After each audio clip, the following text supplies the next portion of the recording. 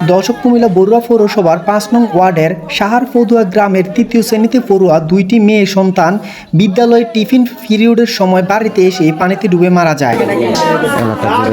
মেয়ে দুটি বিপ্লব পোদ্দার ও রিপন পোদ্দারের মেয়ে নিধি পোদ্দার ও বনি পোদ্দার। তারা উভয়ে ৫২ নং সাহারপদুয়া সরকারি প্রাথমিক বিদ্যালয়ে তৃতীয় শ্রেণীতে পড়ে। সন্তান দুটির মৃত্যুতে এলাকা এবং স্কুল জুড়ে শোকের ছায়া নেমে এসেছে। ঘটনাটি ঘটে গত ৩ জুলাই ২০২৫ রোজ বৃহস্পতিবার দুপুর ১টা ৪৫ বাড়ির পাশে দিঘিতে।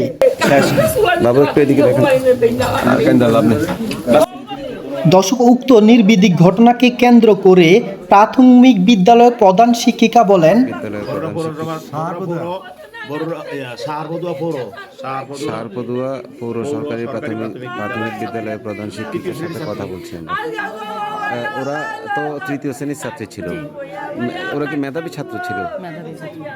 নিয়মিত স্কুলে যেত। দুপুরে ভাত খেতে আসছে, লাঞ্চ আওয়ারে খেতে আসছে, খেতে